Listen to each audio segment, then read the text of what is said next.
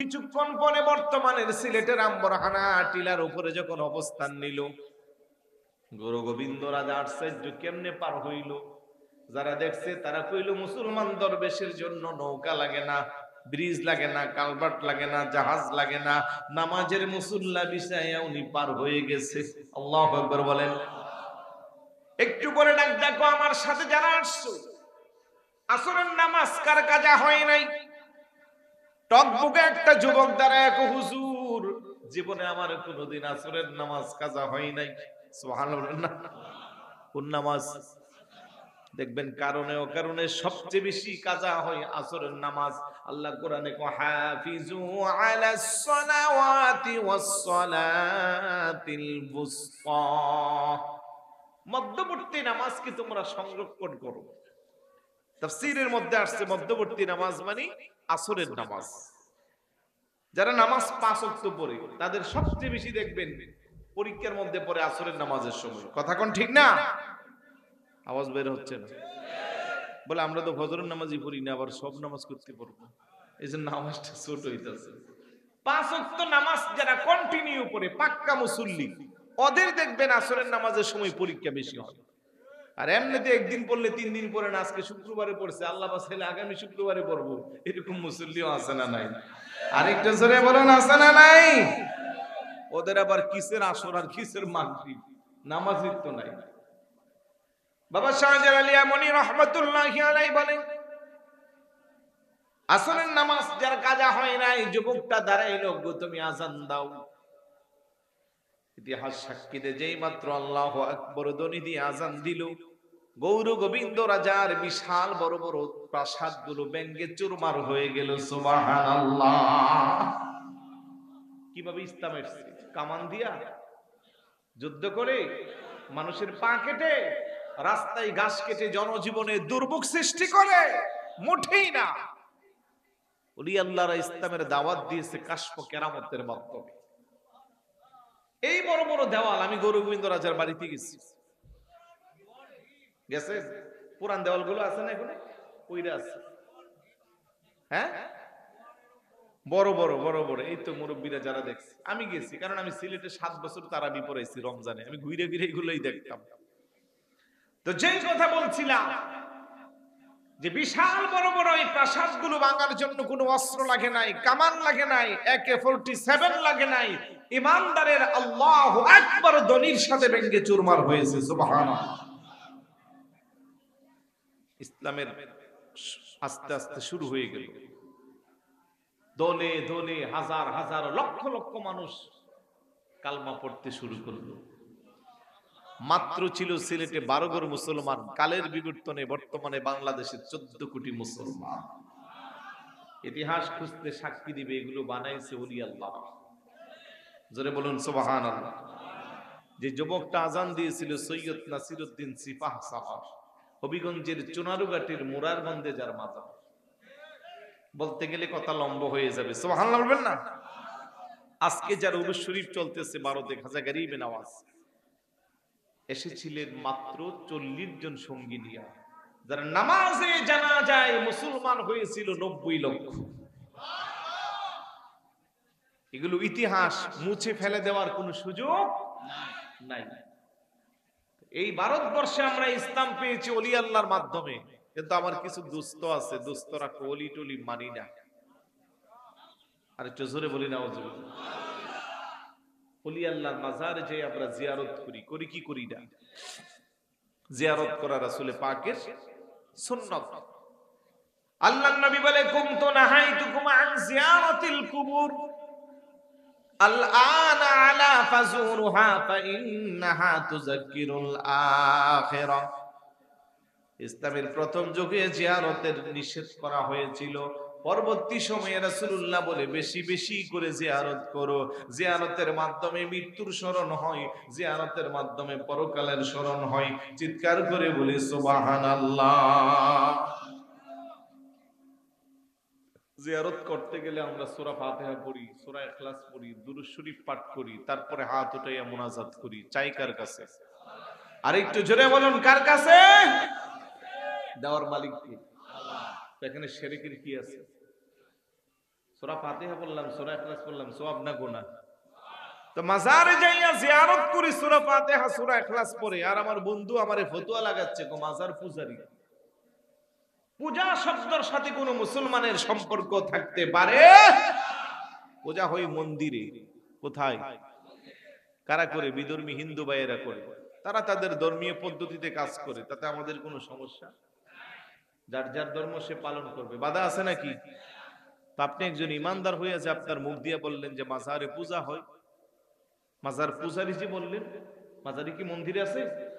মাজারের ভিতরে কোরআন শরীফ থাকে, হাদিস শরীফের কিতাব থাকে। তো আপনি কেন এই পবিত্র জায়গাকে অপবিত্র শব্দ উচ্চারণ করে গুনার বাগী হচ্ছেন? এগুলো বলা যাবে না। কিছু মাজার কোন জায়গায় যদি আপনি শরীয়ত বিরোধী কাজ দেখেন, আপনি অ্যাভয়েড করবেন। শক্তি থাকলে প্রতিবাদ করবেন যে এগুলো কোরআন হাদিসে নাই, এগুলো ভণ্ডামি। ঠিক আছে, এটা আমরাও বলি। কিন্তু ডালাও ভাবে আপনি সমস্ত মাজারের বিরুদ্ধে, সমস্ত ওলি আল্লাহর বিরুদ্ধে বলতে পারবেন? আপনি ফতোয়া দিচ্ছেন শাহজালালের মাজার বাংলে শিরিক মুক্ত হবে, অথচ এই দেশে ইসলাম পেয়েছি আমরা শাহজালাল রহমতুল্লাহ আলাইহির মাধ্যমে। সিন্নি খাইলা কার দ্বারা, মোল্লা চিনলা না, কথাটা এমনই হলো। কথা বলেন ঠিক কিনা? ওলি আল্লাহকে যারা অস্বীকার করবে, তাদের অবদানকে যারা মানবে না, তারা নিমুখ খারাপ। তাই আমরা ওলি আল্লাহর পথে মতে আমরা চলবো। কোরআনে আল্লাহ বলছেন, আমরা সূরা ফাতিহা প্রত্যেকদিন নামাজে পড়ি কি পড়ি না? ইহদিনাস সিরাতাল মুস্তাকিম সিরাতাল্লাযীনা আন'আমতা আলাইহিম। নামাজে দাঁড়ায় আল্লাহরে কই, আল্লাহ ইহদিনাস সিরাতাল মুস্তাকিম, সহজ সরল পথে তুমি আমাদেরকে পরিচালিত করো। সিরাতাল্লাযীনা আন'আমতা আলাইহিম, যে পথে তোমার নিয়ামত প্রাপ্ত ব্যক্তিরা আছে, যে পথে তোমার নিয়ামত বর্ষণ হয়। কবির ভাষায় হলো চালাও সে পথে, যে পথে তোমার প্রিয়জন গেছি চলি। কথা বলেন ঠিক কিনা? এবার যদি বলে রব্বুল আলামিন, তোমার প্রিয়জন কারা? কাদের পথে, কাদের মধ্যে তোমার নিয়ামত? তার জবাবটা কোরআনের অন্যত্র আল্লাহ দিয়েছেন, ওয়া মাইয়ুতি'ল্লাহা ওয়ার রাসূল ফাউলাইকা মা'আল্লাযীনা আন'আমাল্লাহু আলাইহিম মিনান নাবিয়্যিনা ওয়াস-সিদ্দীকিন ওয়াশ-শুহাদা'i ওয়াস-সালিহিন ওয়া হাসুনা উলাইকা রাফীকা। বড় করে বলি সুবহানাল্লাহ। মাইকলা কই, মাইকটা মনে একটু আওয়াজ হয়, আর একটু কমিয়ে দাও সাউন্ডটা, ঘুমাচ্ছে। মনোযোগ আছে? নিয়ামত প্রাপ্ত ব্যক্তি কারা, তাদের ক্লাসিফিকেশন আল্লাহ পাক কোরআনে আমাদেরকে জানান দিয়েছেন। 4 শ্রেণী। বলেন কয় শ্রেণী? 4 শ্রেণী। মিনান নাবিয়্যিন ওয়াস-সিদ্দীকিন ওয়াশ-শুহাদা'i ওয়াস-সালিহিন। নবী যারা, সিদ্দিক যারা, শহীদ যারা, আল্লাহর ওলি যারা। বড় করে বলি সুবহানাল্লাহ। তাহলে নামাজও তো আপনি আল্লাহর কাছে বলেন যে আল্লাহ তুমি আমার ওলি আল্লাহর পথে চালাও। কোরআনের আয়াত থেকেই তো আমি তাফসীর করছি নাকি? তাহলে কেন আপনি ওলি আল্লাহর বিরুদ্ধে বলবেন? ওলি আল্লাহর বিরুদ্ধে বলা যাবে? ওলি আল্লাহর নাম দিয়ে কেউ যদি বড্ডামি করে, কোরআন সুন্নাহ বিরোধী কাজকলাপ করে, শরীয়ত বিরোধী কাজ করে, তখন আপনি তার বিরোধিতা করবেন। আমরা শতবার আপনাকে সাপোর্ট দিব। আমরাও বন্ডদের বিরুদ্ধে। যারা ওলি আল্লাহর নাম দিয়ে বন্ডামি করে, তারা কোনোদিন ওলি হতে পারে? এই যে আনাইতপুর দরবারে আসছেন, মাহফিল চলতেছে, কোনো বন্ডামি আছে? কোরআন সুন্নাহ বিরোধী কিছু আছে? এখানে মাজার আছে না? শরীয়ত বিরোধী কোনো কাজ আছে? তাহলে কেন আপনি ডালাও ভাবে বলবেন? বলা যাবে না। একটু জিকির করি, লা ইলাহা লা ইলাহা, জোরে জোরে লা ইলাহা, মুহাব্বতে লা ইলাহা, একসাথে লা ইলাহা, আশিক হয়ে লা ইলাহা, পাগল হয়ে লা ইলাহা, হাসবি রাব্বি মা ফি কলবি হাসবি রাব্বি মা ফি কলবি নূর মুহাম্মদ সাল্লাল্লাহু লা ইলাহা লা ইলাহা ভাইজান এই কালেমা প্রচারেতে আসলেন নবী এই ধরাতে বলেন এই কালেমা আসলেন নবী এই ধরাতে কত কষ্ট দিনে রাতে কত করিলেন নবী সাল্লাল্লাহু আলা লা ইলাহা লা ইলাহা আমরা কেমনে যাব মদিনা মদিনার রাস্তা চিনি না বলেন কেমনে যাব মদিনার রাস্তা চিনি আমার মুর্শিদ জানে ঠিকানা আমার মুর্শিদ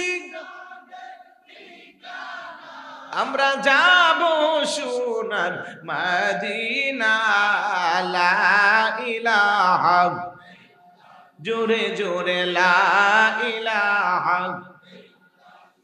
ভাইজান কত সুন্দর মদিনা যার নাই কোনো তুলনা বলেন কত সুন্দর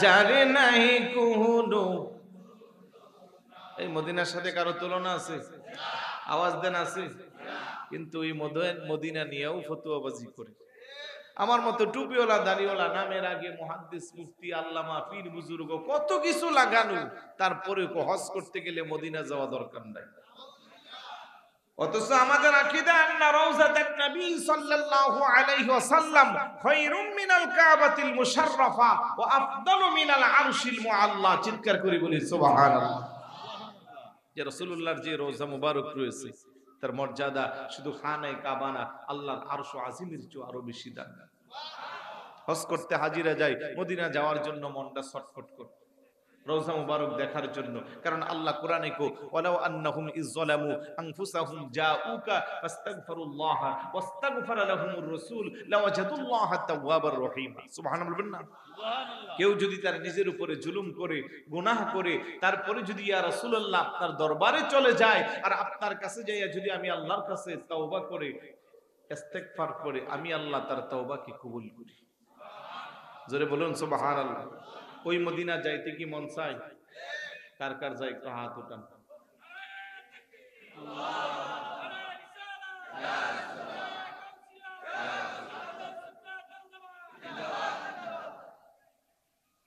মুডা কাপড়ের উপরে দিয়ে মশা কামড় দিচ্ছে বেয়াদব দেখছেন যাক তারপরেও যদি সুন্নি মশাও তাইলে সমস্যা নাই কথা কোন ঠিক না কামড় কাম লাগলে আর দুইটা দিয়া যায় সমস্যা নেই দরবার শরীফের বরকত তাহলে সবার মন চাই মদিনা যাইতে এটা আমার সাথে জবান খুলে বলুন আমার মনের জল্পনা কল্পনা নবী যাব আমি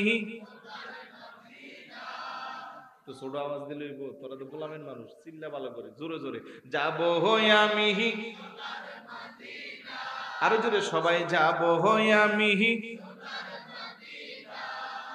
সবাই বলতেছেন অনেকে ঠুট বন্ধ তো কেমনে বলতেছেন যদি যাইতে মন চা তাইলে বলেন আর নাইলে চুপচাপ থাকেন সমস্যা নাই আমার মনের জল্পনা কল্পনা নবী যাব আমি বলেন যাব আমি সোনার মদিনা রাসূল যাব আমি আনা গো যাব আমি রাসূলে মনটা আমারে অনেক খুশি নবীজিকে ভালোবাসি মনটা আমার নবীজিকে ভালোবেসে তৃপ্তি মিটে না রাসূলে ভালোবেসে আনা গো যাব আমি, বলেন যাব আমি, রাসূল তোমায় ভালোবাসে যারা, আল্লাহর ওলি হই গো তারা, তোমায় ভালো আল্লাহর ওলি হই গো তারা, থাকে না তো চিন্তা ভাবনা, রাসূল আনা গো যাব আমি, বলেন যাব আমি, রাসূল আপনার নামে এত জাদু, ডাকিলে মনে হয় মধু, আপনার নামে এত জাদু, ডাকিলে মনে হয় মধু, ওই মধু কোথাও মিলবে না, রাসূল ওই মধু আনা গো যাব আমি, বলেন যাব আমি, আমার মনের জল্পনা কল্পনা নবী যাব আমি, আল্লাহ যেন কবুল করে। আর একটু জোরে বলুন। আচ্ছা, আমার যেই দুস্তরা ওলি মানে না, সমালোচনা করি, এমন আছে না?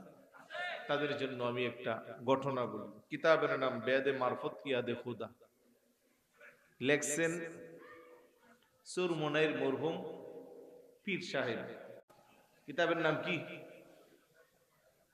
আচ্ছা, তার আগে আরেকটা কিতাব বলি, এটা আপনাদের আরো কমন পড়বে। মাঝে মধ্যে দেখবেন আপনাদের এলাকায় কিছু মসজিদে ইমাম সাহেব সালাম ফিরানোর পরে একজন দাঁড়ায়া বলে, বাকি নামাজ বাদ সবাই বসি, দ্বীনের আলোচনা হবে, শুনলে বহুত বহুত ফায়দা। বলে কি বলে না?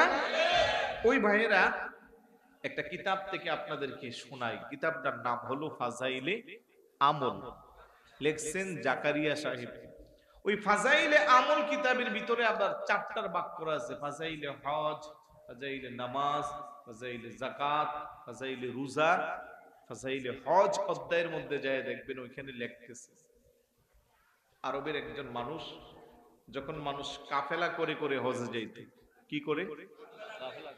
এখন না বিমান দিয়া যায়, আপনারাও তো মানে মুরব্বীরা যারা আছেন আপনারাও তো দেখছেন, চট্টগ্রাম থেকে জাহাজে যাইতে, এর আগে মুম্বাই হইয়া কেমনে কেমনে যাইতো, হাইটা যাইতো, 5 মাস 6 মাস লাগতো সময়, ঠিক না? এবার না গতবারও তো আমাদের কোন একজন হাইটে গেল, গেছে না? গেছে। আবার কিন্তু জাহাজের সিস্টেম আইতেছে, এখন আর আগের মতো 3 মাস লাগবে না, 15 দিন লাগবে। তাও বালা, খরচ একবারে কম, কারণ 7 লক্ষ টাকা দিয়ে সবাই কি আর হজ করতে যেতে পারে? ওই জাহাজে গেলে এরকম 3 লাখ 3.5 লাখ লাগবে না, এরকম অর্ধেকটা খরচ কমে দেবে। তো এই কাফেলা করে করে হজে যাচ্ছে, আশিকে রাসূল যারা যারা হজ করতে যায় তাদের কিন্তু মনটা পাগল পারা দেওয়ানা, কখন রাসূলের রওজার পাশে যাইবে। সুবহানাল্লাহ বলবেন না? বিশ্বাস করেন, হাজিরা যখন যায়, প্রথমবার যারা যায়, যেই মাত্র দূরে থেকে গাড়ি থেকে, বা যদি আগে মক্কা যায় পরে মদিনা গেলে গাড়ি থেকে যেই মাত্র সোনার মদিনার সবুজ গম্বুজগুলা দেখতে পায়, বাসের ভিতরে আবেগে একটা কান্নার রুল চলে যায়। আর ওইখানে যাওয়ার পরে অটোমেটিক আল্লাহর পক্ষ থেকে আবেগটারে কন্ট্রোল করা হয় না, হয় কত মানুষ যে চিল্লায় ওইখানে মারা যেত, হিসাব নাই।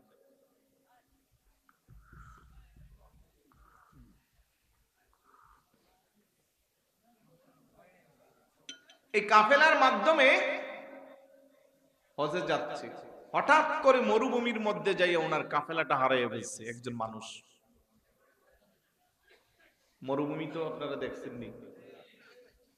আমি গত বছর ওমান সফরে গেছিলাম, 17 দিনে প্রায় 28টার মতো মাহফিল করছি, একদিনে 2টা করে করছি। সালালা গেছিলাম ওয়াইস আল করুনির মাজার জিয়ারত করতে, হযরতে আইয়ুব আলাইহিস সালাতু সালামের মাজার জিয়ারত করেছি, ইমরান নবীর মাজার জিয়ারত করেছি, বিবি রহিমার মাজার, এইভাবে অনেক নবী ওলিদের এখানে স্থান আছে। তো ওরা আমারে বললো যে হুজুর, গাড়িতে গেলে লাগবে 12 ঘন্টা, বিমানে গেলে 1 ঘন্টা, আমি গাড়ি দিয়ে যাবো। কষ্ট হইব, আমি কষ্ট হইলেও আমার শখ মরুভূমি দেখবো। সুবহানাল্লাহ। আর মরুভূমি কি গুগলে চার্জ দিয়ে দেখা গেল 500 কিলোমিটারের ভিতরে তেলের পাম্প নাই, দোকানপাট দূরের কথা। 300-400 কিলো পরে যায় একটা তেলের পাম্প আছে, কিছু হোটেল মোটেল আছে, আপনি চাইলে খাইতে পারবেন, ঘুমাইতে পারবেন। মরুভূমি আর মরুভূমি, গাড়ি চলে 100-150। কি অবস্থা! হ্যাঁ, এমন কঠিন মরুভূমির মধ্যে যখন আপনি হারিয়ে যাইবেন, নিশ্চিত আপনার মরণ ছাড়া আর কোনো উপায়। হজ করতে যাবে মদিনার আশিক মুসাফির ব্যক্তি, কাফেলা হারাইয়া চোখের পানি ছেড়ে কান্না করে ডাক ডাকো, আল্লাহ মনে বড় আশা ছিল তোমার হাবিবের রওজা মোবারক জিয়ারত করব, তোমার হাবিবের দরবারে মন ভরে প্রাণ ভরে সালাম দিয়া মনেরকে সান্ত্বনা দিব। আজকে আমি আমার কাফেলা হারাইয়া নিঃস্ব হয়েছি, জানি না আমার ভাগ্যে মদিনার জিয়ারত আছে না নাই। সঙ্গী সাথী বলতে কেউ নাই, ভয়ে আতঙ্ক, ক্ষুধা নিবারণের জন্য সঙ্গে কোনো খাবার নাই, তৃষ্ণা নিবারণের জন্য কোনো পানি নাই, নিশ্চিত এবার মরণ ছাড়া কোনো উপায় নাই। এইভাবে মদিনার কথা স্মরণ করে করে চোখের পানি ছেড়ে ছেড়ে কান্না করে, ও মদিনা মাটি রে তুই যে বড় খাঁটি রে, বলেন ও মদিনা তুই যে বড় খাঁটি রে, আমার নবীর কারণে, বলেন আমার নবীর কারণে। ওই মাটি তো মাটি নই, শুনো তাহার পরিচয়, ওই মাটি তো শুনো তাহার পরিচয়, পাগল হইয়া মাটি কাঁদে রে আমার নবীজির সুখে তেরে, বলেন পাগল হইয়া মাটি কাঁদে রে আমার নবীজির প্রেমে তেরে, আমার নবীর কারণে, বলেন ও মদিনা তুই যে বড় খাঁটি রে, বলেন ও মদিনা তুই যে বড় খাঁটি রে, আমার নবীর কারণে। সুবহানাল্লাহ বলবেন না?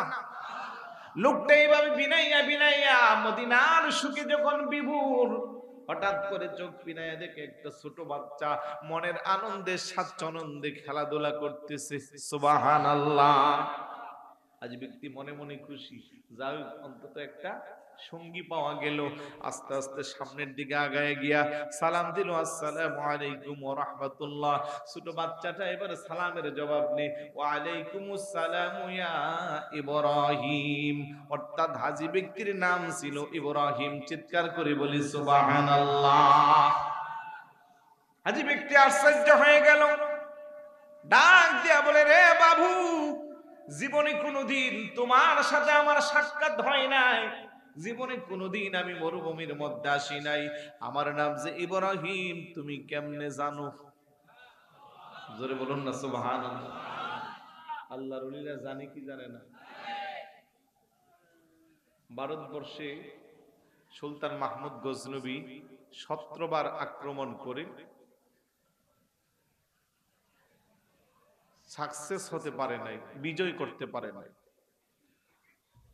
অনেক মুবাল্লিগ ছিল ওনার সাথে, সবাই মিলে টিলে কোন রকমে কাবুল, লাহোর এই জায়গাগুলা শাসন করছিল। একটু করে আমি অন্যদিকে যাচ্ছি, মনোযোগ আছে?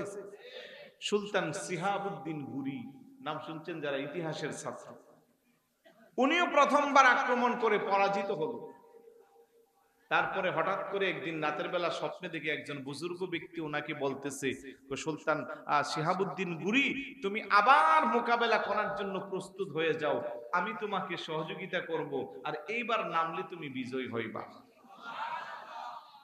উনি বুজুর্গ ব্যক্তিকে স্বপ্নে দেখে সাহস পাইয়া পরের দিন যুদ্ধে নামছে এবং ওই যুদ্ধে বিজয় হয়ে গেছে, মুসলমানদের শাসন কায়েম হয়ে গেছে। কিছুদিন পরে খবর পাইছে আজমিরে একটা সুফি সাধক দরবেশ আছে, হাজার হাজার মানুষ ওনার কাছে যাচ্ছে আর কালমা পরে পরে মুসলমান হইতেছে। হিন্দু, বুদ্ধ, খ্রিস্টান বিভিন্ন ধর্মের ওরা যাচ্ছে, ওনার কথা, ওনার আদর্শ, ওনার বাস্তবতা এতটাই মানুষকে বিমুখতা করতেছে, সবাই লাইন ধরে ধরে যায় ওনার কাছে কালমা পরে মুসলমান হইতেছে। সুলতান শিহাবুদ্দিন গুরিকে একটু লোকটারে দেখে আসা দরকার। যাওয়ার পরে লোকেরা খবর দিল, হুজুর, ভারতবর্ষের যিনি সুলতান শিহাবুদ্দিন গুরি, উনি আসছে আপনার সাথে সাক্ষাৎ করতে। গরিবে নওয়াজ খবরদার, ওনাকে এখন আসতে দিও না, এদিকে সব খালি করো, আর ওনাকে বলো একা আসতে, নির্জনে আমার সাথে দেখা করবে, কোনো মানুষ থাকতে পারবে না। যাই হোক, শর্ত পরিপূর্ণ করে শিহাবুদ্দিন গুরি ভিতরে ঢুইকা সালাম দিয়া দেখে অবাক, ওই যে স্বপ্ন যুগে একজন দরবেশ বলছিল যে তুমি যুদ্ধে নামো, আমি তোমার সহযোগিতা করব, এখন দেখতেছে ওনার চেহারা আর ওনার চেহারা হুবহু মিল লাগেছে। আরে একটু জোরে বলুন না সুবহানাল্লাহ।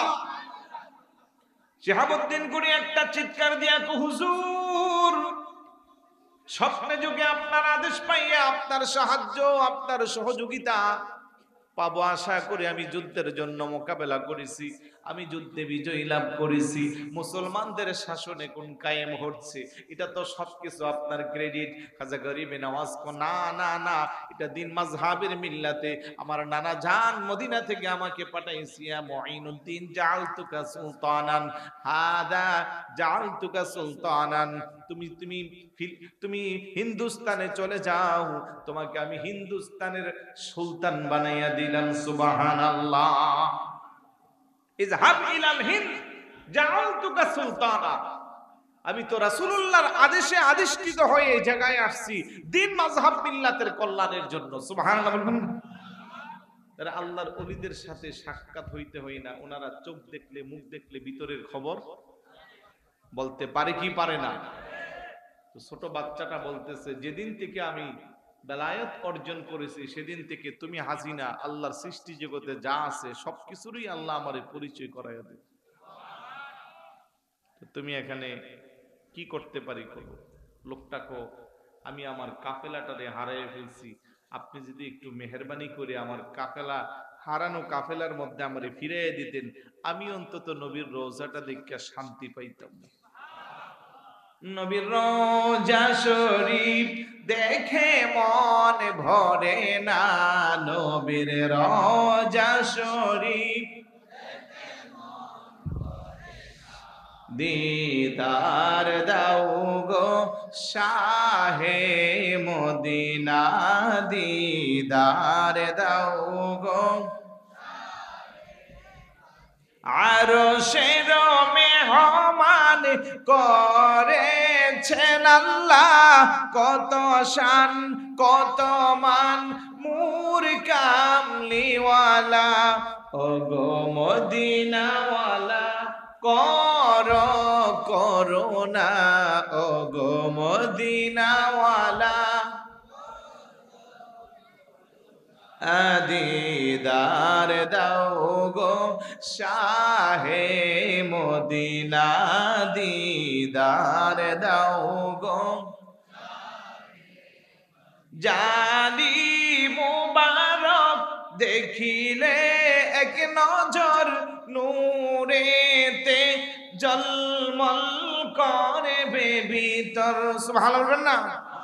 বলেন জানি মুবারক দেখিলে এক নজর, নূরেতে জলমল করবে ভিতর, ওগো রউফুর রহিম কাছে ডাক দাও না, ওগো রউফুর রহিম কাছে ডাক দাও না, দিদার দাও গো শাহে মদিনা,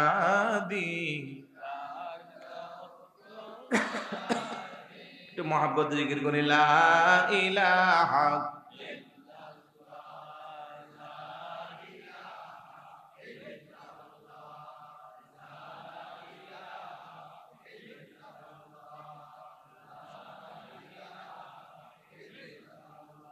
জোরে জোরে লা ইলাহা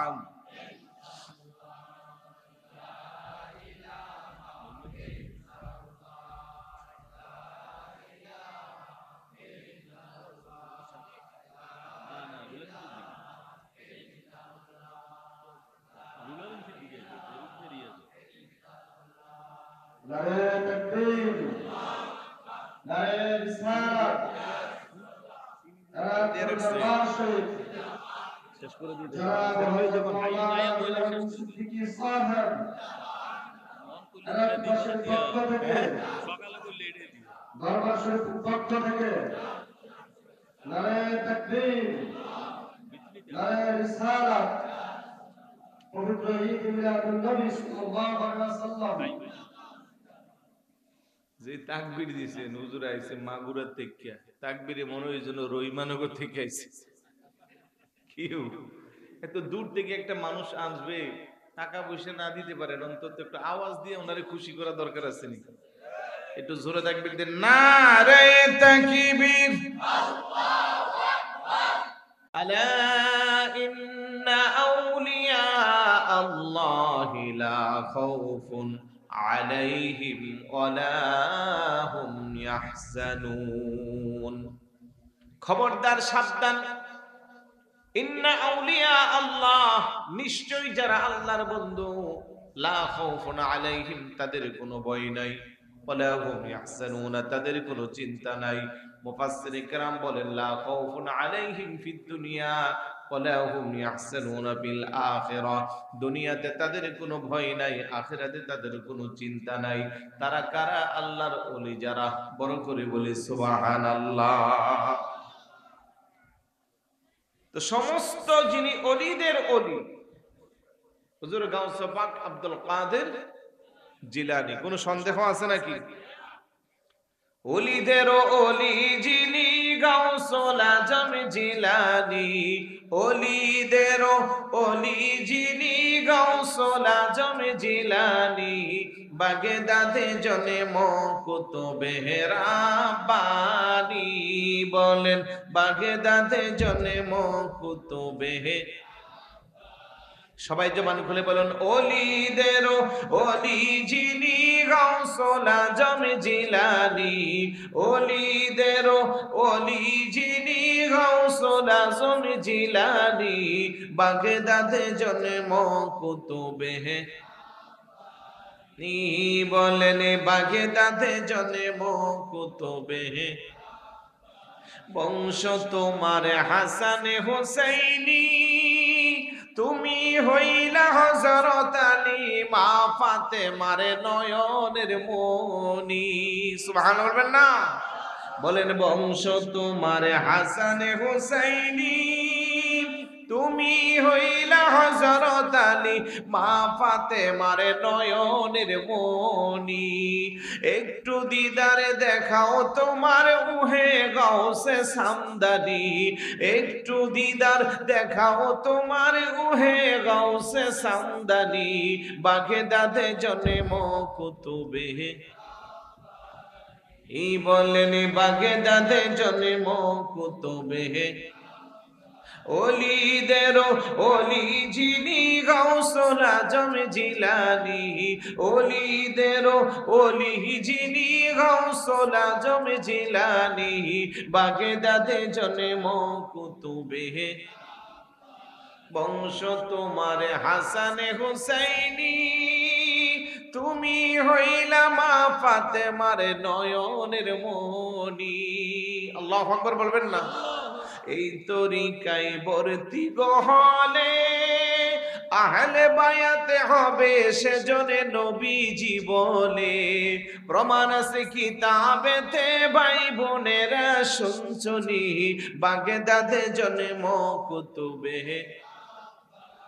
এই বলেন, বাগদাদে জন্ম কুতুবে, ওলিদেরও ওলি যিনি গৌসুল আজম জিলানী, ওলিদেরও ওলি যিনি গৌসুল আজম জিলানী, বাগদাদে জন্ম কুতুবে ই বলেন, বাগদাদে জন্ম কুতুবে। আলহামদুলিল্লাহ বলবেন না? সেই গাউসে পাকের স্মরণের মাহফিল।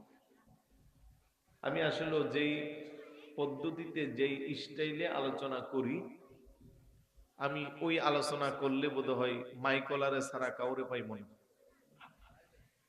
কথা কোন ঠিক না? তো আপনাদের পরিস্থিতির উপরে নির্ভর করে আমিও একটু ধরনটা চেঞ্জ করতেছি। আশা করব বসে থাকলে ভালো লাগবে, কারণ নতুন মানুষ তো, আমি আর কখনো আসি নাই। কিছু কিছু এলাকায় আছে যারা চিনে জানে, ওরা রাত 2টা পর্যন্ত বসে থাকবে। আপনাদের সাথে ওই রকম মহব্বত এখনো আমার হয় নাই। শুধু একজনের লোক হয়েছে দুলাল প্রধান, এই জন্য উনিও ঘুম হারাম করে এসে বসে রয়েছে। আলহামদুলিল্লাহ বলবেন না? ভাইয়ের সাথে আমার প্রথম কুষ্টিয়াতে একটা মাহফিলে আমরা একসাথে গিয়েছিলাম, আমাদের তাহিরি সাহেব সহ প্রায় লক্ষ লক্ষ মানুষ হয়েছিল। ওই দিন থেকে একটা মহব্বত হয়ে গেছে। তারপরে অত্র এলাকায় আসলে সব জায়গায় অন্তত দেখা করার হইলেও চেষ্টা করে। তো এগুলো হচ্ছে ইমানি সম্পর্ক, এগুলো টাকা পয়সা দিয়া দ্বন্দ্বলত দিয়া হয় না, কথা কোন ঠিক কিনা? কিছু কিছু সম্পর্ক আছে রক্তের সম্পর্কের চেয়েও আরো বেশি। তো আল্লাহ যেন আমাদের সকলকে ইমানি সম্পর্কের প্রেমে গেথে একসাথে হাসরের ময়দানে জান্নাতে যাওয়ার তৌফিক দান করে। আরেকটু জোরে বলো না আমি। আমরা ওলি আল্লাহকে মহব্বত করি, ভালোবাসি, ওলি আল্লাহর মাজার জিয়ারত করি, কিন্তু আমাদের মতো টুপিওয়ালা দাড়িওয়ালা আমাদেরই কিছু ভাই আছে যারা তার বিরোধিতা করে, আছে না নাই? ওই ভাইদেরকে বলবো বিরোধিতা করে লাভ নাই। এই দেশে আমরা ইসলাম পেয়েছি ওলি আল্লাহর মাধ্যমে, তাতে কোনো সন্দেহ। কারণ আজ থেকে 750 বছর পূর্বে আপনি RS BS খতিয়ান ভূমি অফিসে যাই এগুলো টান দিবেন, পুরানো নথিপত্রে টান দিলে দেখবেন সবার নামের আগে শ্রীযুক্ত। কি যুক্ত? শ্রীযুক্ত। আর ওই সময়ের মানুষগুলা ধুতি পরতো, লুঙ্গি পরতো, বুঝেনি তো? ওই শ্রী কাইটটা সবার নামের আগে যারা মোহাম্মদ লাগিয়েছে তারাই ওলি আল্লাহ। বড় করে বলি সুবহান। 14 কোটিরও বেশি মুসলমান এই দেশে, 90% মুসলমান। নবী রাসূল একজনও আসেন নাই, সাহাবায়ে কেরাম এসেছেন, উল্লেখযোগ্য কোনো প্রমাণও নাই। তারপরেও পৃথিবীর অন্যতম মুসলিম কান্ট্রিতে রূপান্তরিত হয়েছে। কারণটা কি? কারণ হলো এই দেশের রন্ধ্রে রন্ধ্রে অত্যন্ত এলাকায় ঘুমিয়ে আছে, ছড়িয়ে ছিটিয়ে আরাম ফরমাচ্ছেন আল্লাহর ওলিরা, যারা কালেমার দাওয়াত দিয়ে আপনাকে আমাকে মুসলমান বানাইছে। বাবা শাহজালাল ইয়ামানি রহমতুল্লাহি আলাইহি যখন এসেছিলেন এই বাংলাদেশে মাত্র 12 ঘর মুসলমান ছিল।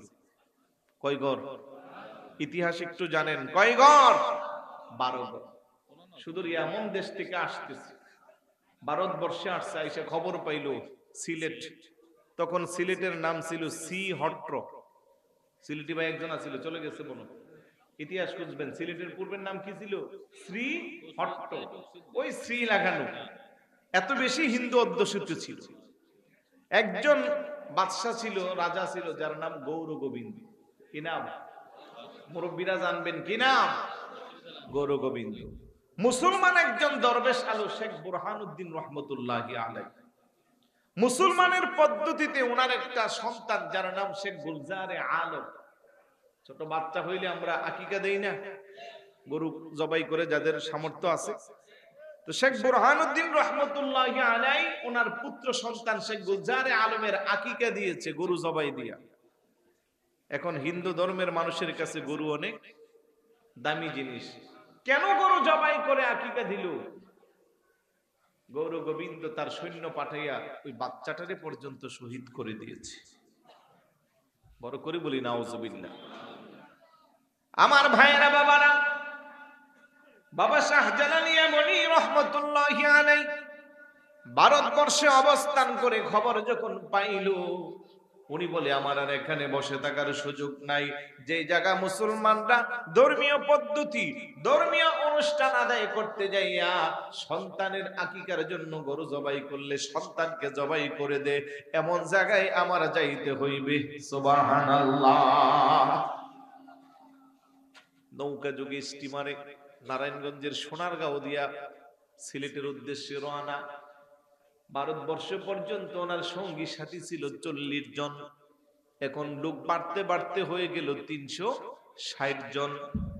গৌর গোবিন্দ রাজা খবর পাইল মুসলমান দরবেশ আসতেছে। গৌর গোবিন্দ রাজা চিন্তা করলো মুসলমান দরবেশ কেমনে আসবে, সুরমা নদী তো আগে পার হইতে হইব। সুরমা নদীর যত পারাপারের নৌকা জাহাজ যা কিছু আছে সব সরাইয়া ফেলছে। ও মনে করছে নদী ছাড়া নৌকা ছাড়া কি নদী পার হইতে পারবো, তাহলে আইসে ঘুরে এমনিতেও এখান থেকে চলে যাইব। কিন্তু আল্লাহর ওলিদের কত কাশফ কেরামত, কত ক্ষমতা, কত পাওয়ার, এটা সাধারণ মানুষ কোনো বুঝতে পারে না। আল্লাহর ওলি বাবা শাহজালাল ইয়ামানি রহমাতুল্লাহি আলাইহি সুরমার পারে যাওয়ার পরে লোকেরা বলে হুজুর কিভাবে আমরা নদী পার হইব? নদী পার হওয়ার কোনো বাহন নাই, কোনো যন্ত্র নাই। বাবা শাহজালাল ইয়ামানি রহমাতুল্লাহি আলাইহি খাদেমেরে ডাক ডাকো, আমার ব্যাগে দেখে আমার নামাজের মুসল্লাটা দাও।